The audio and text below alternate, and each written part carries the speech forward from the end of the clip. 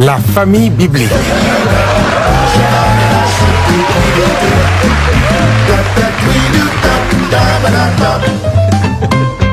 Je vais vous parler ici d'une famille que j'ai nommée la famille biblique. Dans cette famille, tellement spirituelle, tout ne se fait que par des versets bibliques. Les dialogues, les causeries, les commissions, tout se fait que par les versets bibliques. Un matin, la maman se pointe devant la porte de son fils et pour lui demander de sortir, elle dit, « Mon fils, réveille-toi d'entre les morts et Christ t'éclairera. » L'enfant se tourne et retourne sur son lit et dit, « Femme, qu'y a-t-il entre toi et moi? Mon heure n'est pas encore arrivée. » La maman qui a vraiment besoin de l'enfant pour le commissionner dit, « Rachetez les temps car les jours sont mauvais. » L'enfant aussi qui ne voulait rien faire ce jour dit à sa mère, « Il y a un temps pour toutes choses. Il y a un temps pour travailler et il y a un temps pour dormir. » La maman change un peu de ton et dit, « Enfant, obéissez à vos parents. » L'enfant réplique automatiquement, « Et vous, parents, n'irritez pas vos enfants. » La maman finit par se retirer tranquillement. Mais quelque chose va se passer le soir. Madame avait demandé quelque chose à son mari depuis il y a 2 mois. Et depuis ce temps, monsieur peut-être a oublié ou bien c'est expressement, il n'a pas répondu à la demande de madame.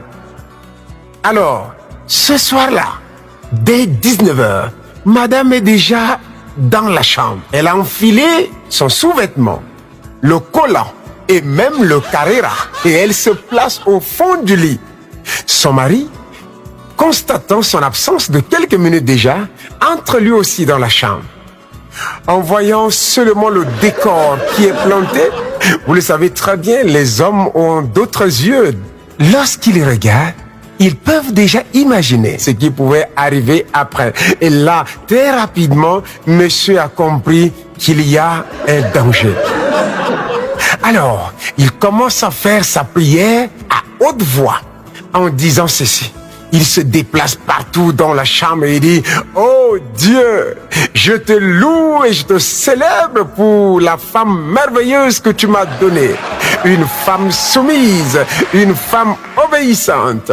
Avant que je ne finisse de lui demander quelque chose, elle me donne déjà. Oh, merci infiniment parce que même ce soir encore, quel que soit ce que je vais demander, elle restera la même et obéissante. Gloire à toi, mon Dieu. » Et il dit un grand Amen à haute voix. Mais madame ne bouge pas. Alors monsieur se rend compte que le match est serré.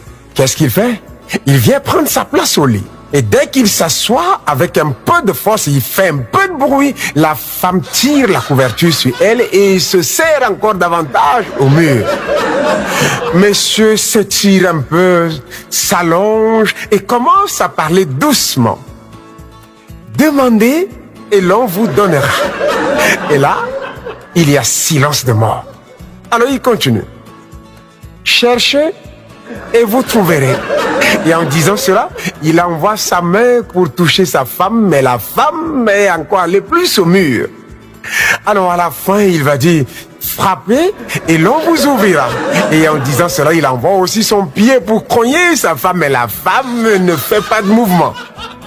Et c'est alors que monsieur est en train de réfléchir sur qu'est-ce qu'il devrait encore faire.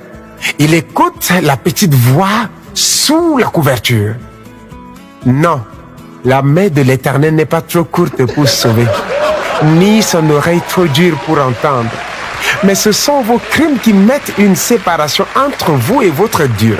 Ce sont vos péchés qui vous cachent sa face et l'empêchent de vous écouter.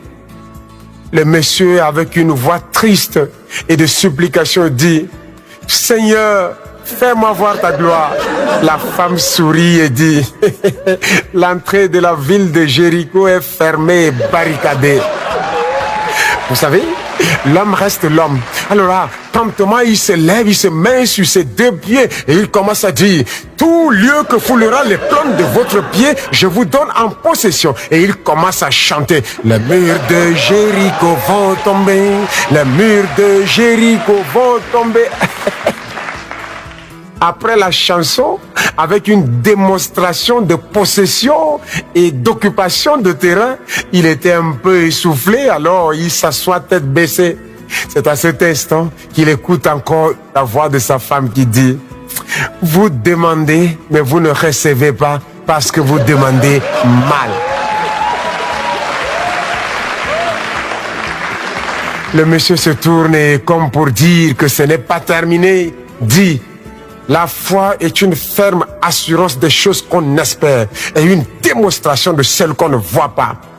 La femme pousse un petit rire moqueur et dit, la foi sans les œuvres est une foi morte. Le monsieur s'est rendu compte que sa femme s'est très bien préparée, alors il se console en disant, toute chose concourt pour le bien de ceux qui aiment Dieu. Cette fois-là, la femme se retourne et en touchant son mari, elle dit, c'est dans le calme et le silence que sera votre force.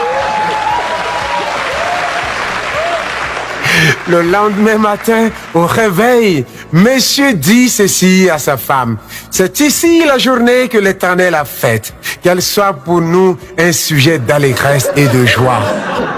Alors, comme pour rappeler son mari de sa demande, madame dit, que chacun de vous, au lieu de considérer ses propres intérêts, considère aussi ceux des autres.